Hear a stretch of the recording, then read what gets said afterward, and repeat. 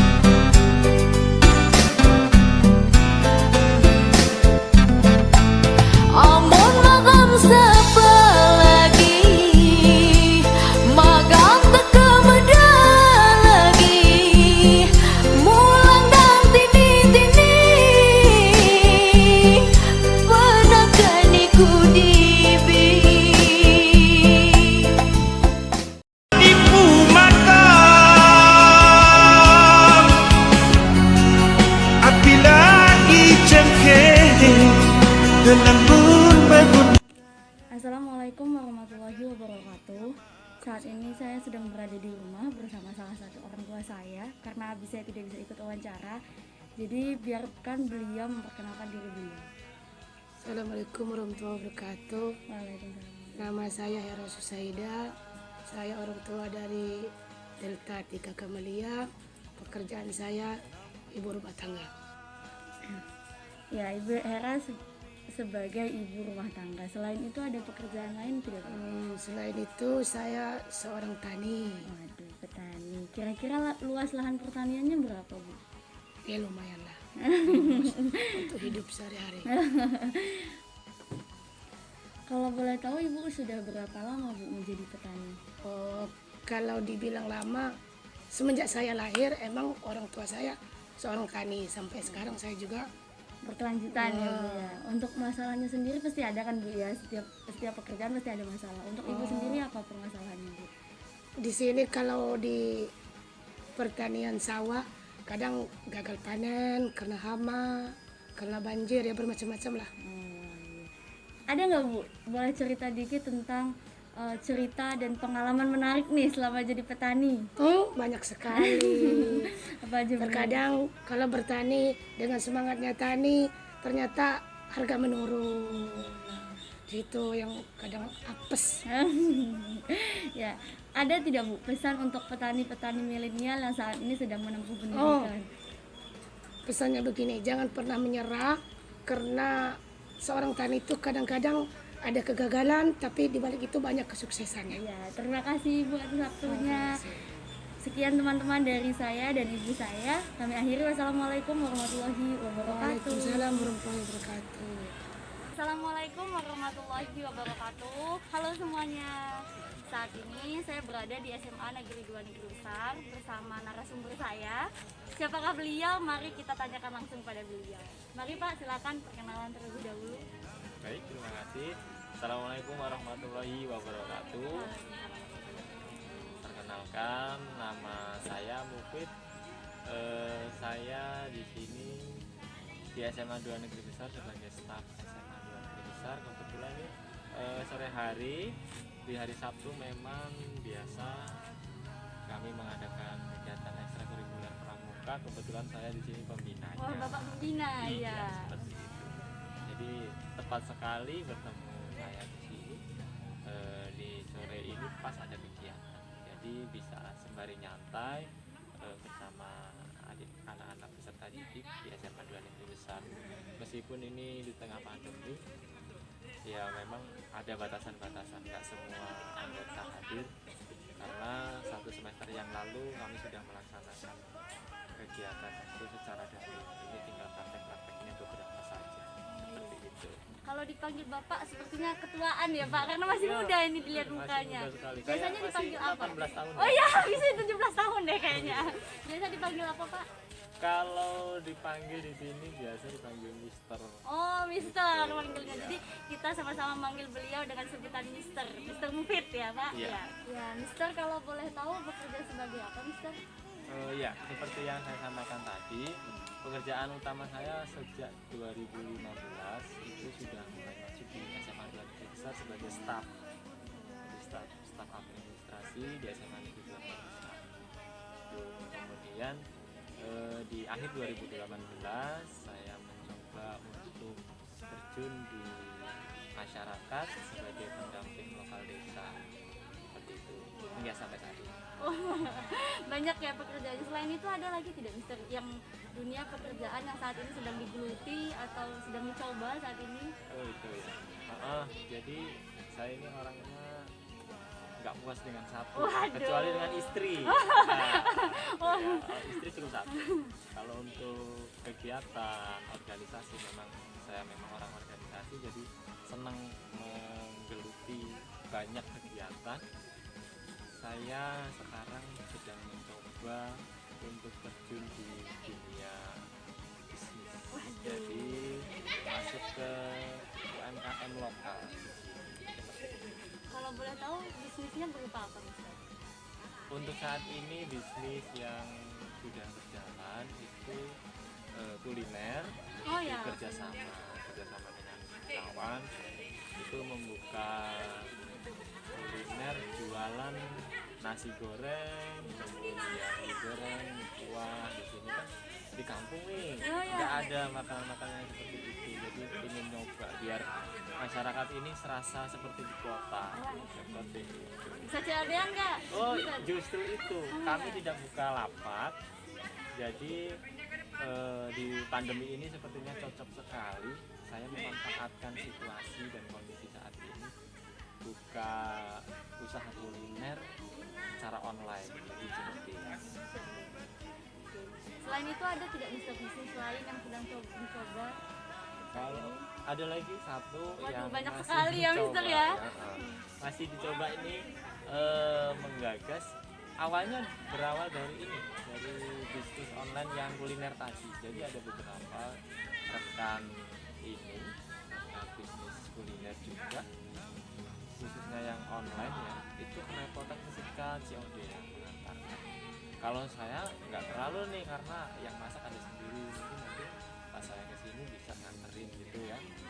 Tapi kalau yang masak sendiri, cari nganter orderan sendiri, jadi admin sendiri, kantor sendiri itu terlalu repot. Jadi menurut kami sangat penting adanya jasa pengiriman seperti kalau di kota-kota sudah banyak ya. Iya. Boleh sebut merek nggak nih? Tidaklah sepertinya ya Pak. Mister. Pokoknya Iya. sudah sama-sama tahu lah ya, ada banyak kurir-kurir yang bisa dipakai untuk jasa pengantar barang, baik makanan maupun non makanan, food ataupun food. Untuk namanya sendiri ada tidak Mister? Ada. Ada. Apa Ini tuh? kalau untuk makanan itu kan dapur Mister. Waduh, dapur Mister. Kemudian kalau untuk kurirnya ini namanya Mister Go. Waduh. Itu baru rilis di 2000 di tanggal 13 2021 13 Januari. Jadi baru sekitar berapa itu? 10 atau 11 harian Iya. gitu. Untuk sejauh ini progres kemajuan dari bisnisnya sendiri bagaimana, Mister? Ini saya justru malah tertarik dengan yang ini ya, yang kurir. Ini masyarakat menyambut antusias sekali. Jadi adanya Mister Go ini masyarakat dimanjakan, terutama untuk makanan ya. Makanan mereka sudah nggak repot lagi, mau pesen apa saja cukup calling Mister Go aja, ada menu apa saja. Jadi Mister Go ini menggalang menghimpun pengusaha-pengusaha kecil UMKM itu terutama di bidang makanan itu kami himpun menjadi member. Jadi mereka masuk ke member kami di awal ini gratis tanpa biaya pendaftaran member kami, kemudian mereka nanti akan dikenakan tarif lebih murah dibandingkan tarif umum karena tarif member karena perlu kita ketahui jualan makanan itu kan nggak banyak nih untungnya. Beda kalau jualan baju, satu baju itu sudah bisa mencapai puluhan bahkan ratusan ribu. Kalau makanan kan cari untung 1.000-2.000. Jadi kami juga gimana caranya sih biar UMKM ini bisa jalan untuk skala kampung seperti ini. Kami membuka jasa itu dengan tarif lebih murah. Jadi syaratnya pendaftaran gratis, yang penting mau ikut member dan konsisten. Promosi untuk saat ini di wilayah kampung kan yang ramai Facebook nih. Oh iya. Jadi pakai jasanya Facebook sama WA. Promosi lewat Facebook menandai akun Mister Go, nanti dibantu sama akun Mister Go untuk cari pasar. Jadi bisa dicari ya guys Facebooknya Mister Go. Facebooknya Mister Go. Kemudian mereka dikenakan tarif segini per satu porsi. Untuk ukuran porsi sekitar 10 sampai 20 ribu cukup memberikan biaya pengiriman 1.000 rupiah untuk kurir. Kemudian kami akan mengenakan tarif bagi pembeli itu antara 3.000 sampai 10.000 tergantung jarak, kemudian jumlah paket yang dibawa. Semakin banyak paket yang dibawa akan semakin murah seperti itu.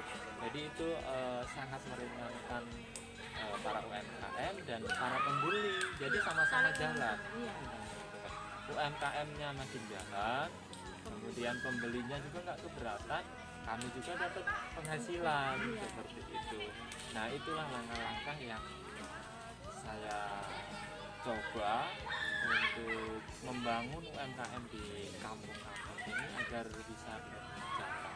Kalau misalkan tidak ada Mister Go ini, mungkin ada paketan di luar kampung, 1 paket, 2 paket orderan itu mungkin di cancel sama para penjual. Tapi dengan adanya Mister Go ini, mungkin dari si A ada 1 paket nih, dari si B ada 2 paket, dari si C 3 paket. Sedikit demi sedikit ongkir yang diterima oleh Mister Go itu sangat membantu. Kemudian pasarnya nanti juga akan terbangun, pasar yang akan dijajaki oleh para UMKM ini. Kalau nggak seperti itu kan 1 cancel, besok lagi sudah malam seperti itu. Oh, sangat menginspirasi ya Mister. Kalau boleh tahu sejak kapan nih Mister bisnis tersebut? Untuk bisnis Mister Go seperti yang saya sampaikan tadi itu baru berjalan sekitar 10-11 harian ya. Kalau untuk dapur Mister itu sudah berjalan sekitar 2-3 bulan. Sudah lumayan lama termasuk ya Mister. Untuk masalahnya sendiri, masalah apa sih yang sering ditemuin di tempat yang masih desa seperti ini gitu? Untuk masalah banyak, terutama untuk para pemula itu masalah pasti banyak sekali. Yang pertama kita namanya pemula kan masih membangun pasar nih. Siapa sih pasar kita ataupun siapa sih pembeli kita, itu kan kita masih bingung, harus mencari dulu. Nah itu masalah yang pertama, promosi itu online kan gini, masyarakat di kampung ini nggak semua loh melek teknologi. Ya benar, Gitu. itu salah satu permasalahan. Kalau di kota mungkin iya cepet kita membuka apa secara online gitu kan banyak. Kalau masyarakat di kampung ini ya paling beberapa orang saja yang melek teknologi, pengguna Facebook juga beberapa orang. Iya. Nah itu jadi kita harus pelan-pelan nih membangun pasarnya. Kemudian ada juga masalah penjual yang kami jual ini kan nasi goreng, mie goreng, kuah gitu ya. Secara online. Jadi pasar kami kan jauh nih. Yang pembeli kami, customer kami kan jauh-jauh. Itu kalau misalkan kelamaan nganter kayak mie, Iya. sampai sana kan pasti juga nggak enak ya. Iya. Sementara nasi goreng, mie kuah itu enaknya dimakan pas lagi Hangat. itu. Nah itu jadi masalah juga, kita harus atur strategi gimana caranya biar makanan ini cepat sampai.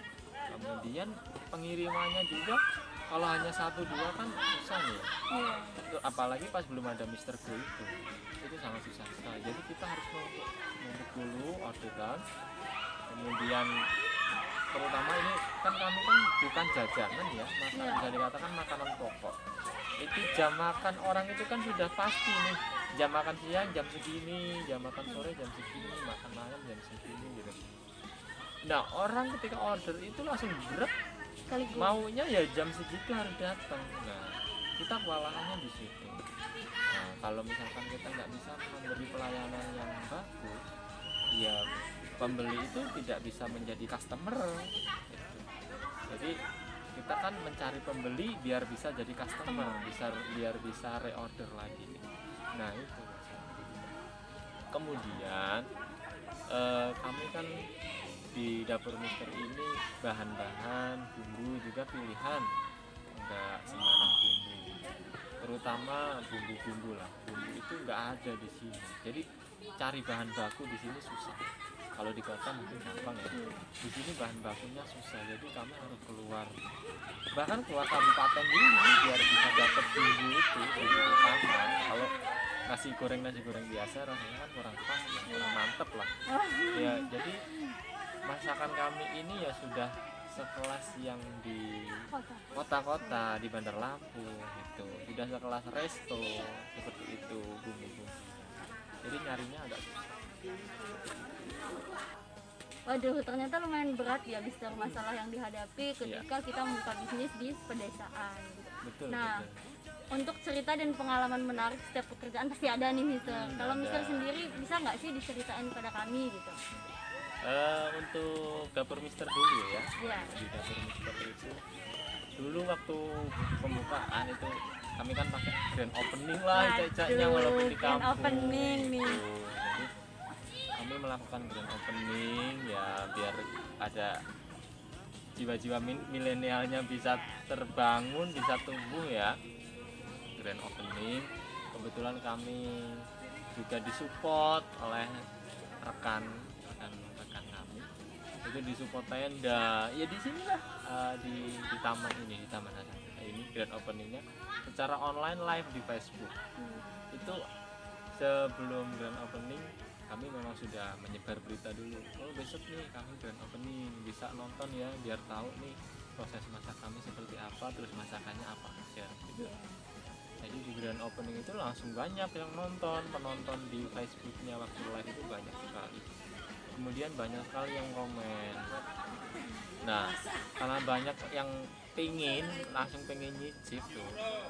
Jadi sebenarnya di awal itu pengen kami itu nggak langsung open order, pengennya grand opening selesai kami akan berbagi masakan itu ke keluarga kami dulu, ke orang-orang terdekat. Tapi karena banyak sekali permintaan, akhirnya habis zuhur, jadi kami grand opening kan pagi tuh jam 11 selesai. Habis zuhur itu oke lah kami buka orderan. Nah itu banyak sekali yang order. Itu kalau nggak salah sampai 50-an porsi itu di grand openingnya itu. Padahal kami nggak niat untuk itu. Nah, itu. Kemudian yang sangat disayangkan ini kan suka duka ya. Iya. Yang sangat disayangkan di dukanya adalah kita grand opening kan niatnya nggak untuk order, karena kami terlalu ambisi terpancing oleh permintaan. Waktu grand opening itu namanya pemula, jadi nasi kami itu agak kurang pas lah, nasi agak terlalu keras. Jadi itu saya rasa menurut kami itu sangat mengecewakan pelanggan. Apalagi untuk masih awalan ya Mister ya. Iya. Kesan pertama. Pesan pertama benar sekali. Itu harusnya kan kami harus memberikan yang terbaik, bagus. iya. Justru kalau bisa malah di diskon. Nah itu sebenarnya di diskon free ongkir di waktu diangkat. Tapi kan namanya makanan orang nggak mandang harga sih kadang ya. Iya. Yang penting rasa enak, harga itu nggak jadi masalah. Itu. Nah itu. Kemudian ada lagi waktu masih awal-awal juga banyak sekali pemesanan sampai malam pun minta nih, oke lah kami layani luar kampung. Sudah kami terima orderannya di awal itu sekitar berapa? Enggak nyampe 20 paket sih. Nah sementara saya posisi sudah pulang, saya kan tinggal di Negeri Jaya nih, 7 kilo dari tempat masaknya. Sudah terlanjur kami terima, akhirnya oke kami sanggup menerima resiko itu. Jadi partner dari sini itu mengantarkan di tengah jalan, saya terima, saya yang mengedarkan di sana, yang nganterin ke tempat orang yang beli itu, ke customernya. Pas mau nganterin hujan terus sekali, itu udah nggak ketulungan lagi, aduh bingung lagi. Akhirnya hujan-hujan, ya kami tuh tetap nganterin, basah semua kecuali masakannya ya. Masakannya memang kami tutup pakai plastik sampai double biar nggak basah. Itu bahkan orang itu sampai ya Allah, sampai malam-malam gini ya. Seorang mister nganterin masakan orderan orang sampai malam hujan-hujan itu ya luar biasa sekali. Tapi ya kami menjalaninya seneng. Iya. Ya karena mungkin sudah menjadi hobi, kemudian sudah menjadi resiko juga. Ya sedihnya bisa ketutup lah gitu. Terus kalau untuk Mister Go sendiri senang sih ketika kami mencoba ini loh, kami menggagas sebuah inovasi baru, bukan inovasi ya, karena sudah banyak sih di luar ya, Tapi kan belum ada di sini gitu. Kami menghadirkan ini loh layaknya seperti di kota gitu. Itu antusias masyarakat sangat tinggi, bahkan pejabat-pejabat di lingkungan masyarakat ini sangat antusias. Itu bahkan sampai beberapa hari kemudian ya sekitar 2-3 hari itu banyak, boleh nggak join gitu, ayo mitra yuk kami bantu, kami tanam saham, itu ada. Bahkan ada yang inbox nawarin ke akun Mister Go itu, kami punya mobil nih, kalau misalkan nanti pengiriman barangnya banyak bisa nih pakai mobil kami gitu. Nah itu membangun kepercayaan diri saya untuk ini memang ternyata diterima oleh masyarakat dan memang perlu untuk dikembangkan. Ya harapannya Mister Go ini bukan hanya untuk lingkup kecamatan Negeri Besar, tapi bisa jadi jasa pengiriman lokal di Kabupaten Waikana. Mister ini menginspirasi sekali ya. Nah untuk itu boleh nggak sih Mister pesan nih untuk petani milenial seperti kami yang mau mencoba usaha-usaha lokal seperti itu, ada tidak Mister? Ya.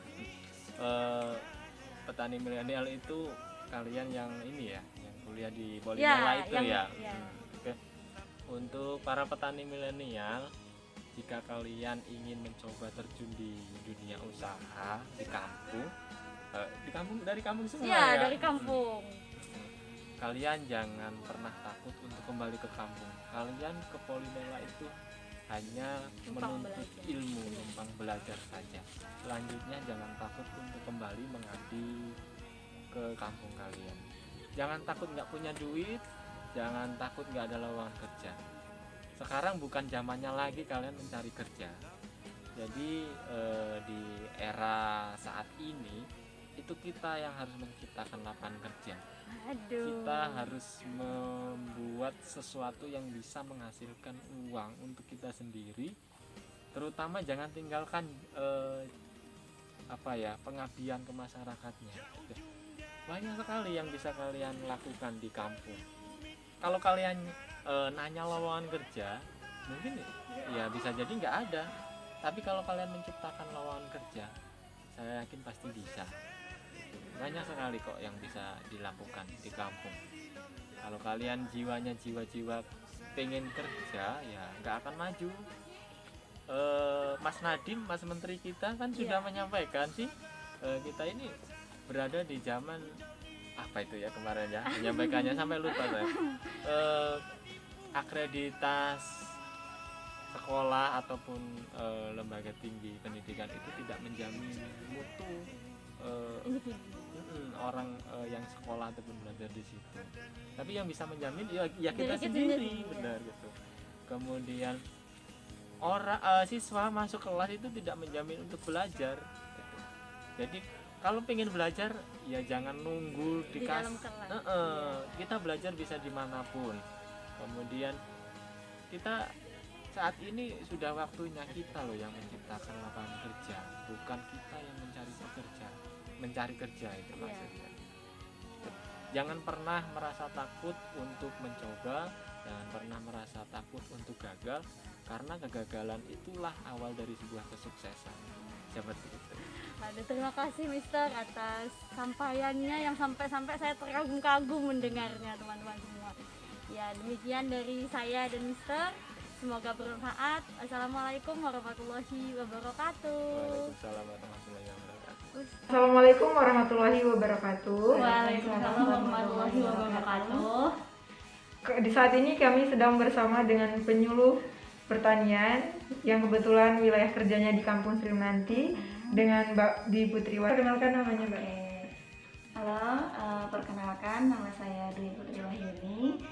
Kebetulan wilayah binaan saya di Kampung Sri Menanti, Kecamatan Negara Latin, Kabupaten Kanan. Ini perkenalan identitas dulu gitu ya. Iya. Nama saya Putri, biasa Dwi Putri Wahyuni, biasa dipanggil Putri.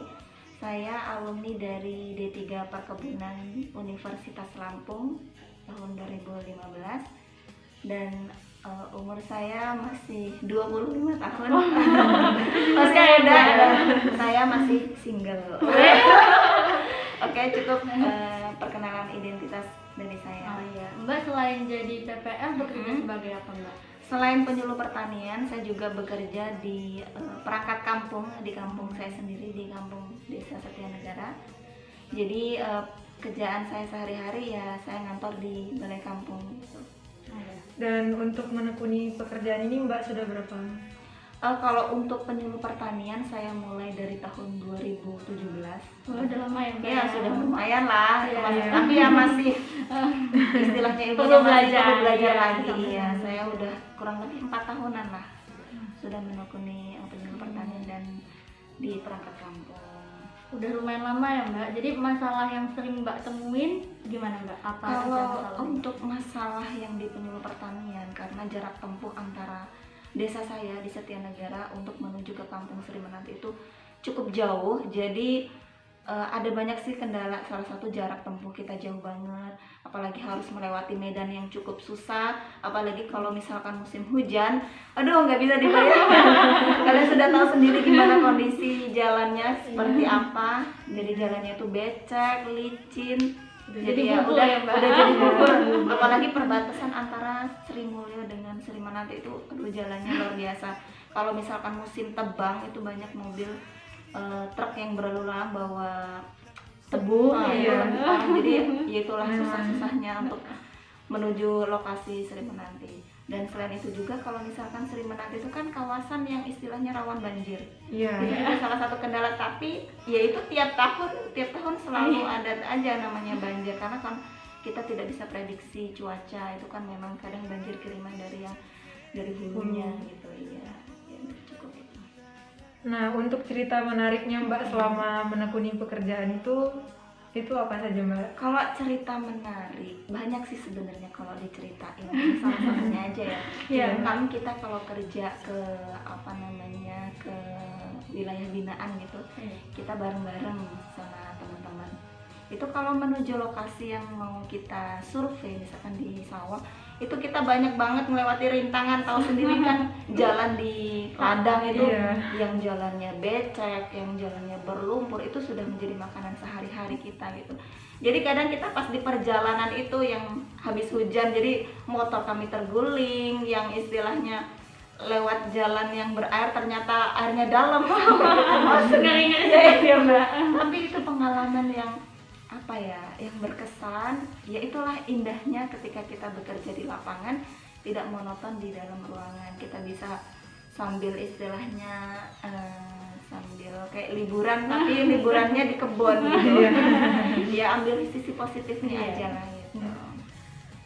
Satu lagi pertanyaan terakhir nih Mbak. Ya, apa itu? Pertanyaannya, untuk masalah pertanian nih, kira-kira petani di daerah Sri Mulyani itu apa kekurangannya? Kalau untuk kekurangan ya, yang pertama itu kan memang sudah dari sumber daya alamnya itu, ya tiap tahun itu pasti ada yang namanya banjir. Iya. Jadi kita tidak bisa apa yang namanya Memungkiri. kita tidak bisa memungkiri, iya, karena Iya. banjir itu memang setiap tahun selalu ada dan Pasti. susah, sudah Iya. pasti itu, karena memang dari letak geografis Kampung Sri Menanti itu wilayahnya memang disekelilingi oleh sungai-sungai besar, jadi susah untuk ini.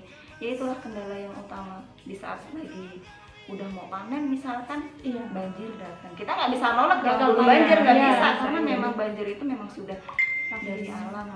Ya itulah yang mungkin susahnya mendapatkan wilayah yang letaknya itu di wilayah perbatasan dekat sungai-sungai besar itu yang sering sekali ditemuin.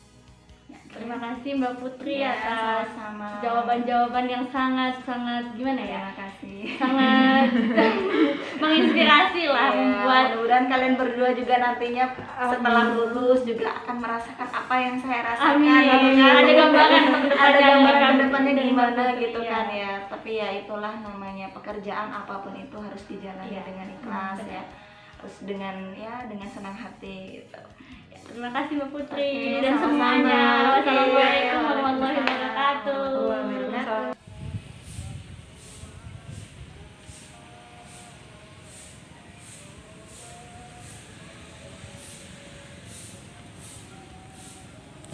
Rencana saya selanjutnya setelah saya menempuh pendidikan D3 Budidaya Perikanan di Politeknik Negeri Lampung adalah saya ingin melanjutkan studi saya ke jenjang yang lebih tinggi agar ilmu yang saya dapat lebih mendalam dan lebih bermanfaat. Selanjutnya yakni saya ingin kembali ke desa melakukan pengabdian di desa sembari nantinya membuka usaha yang sehubungan dengan program studi yang saya ambil saat ini.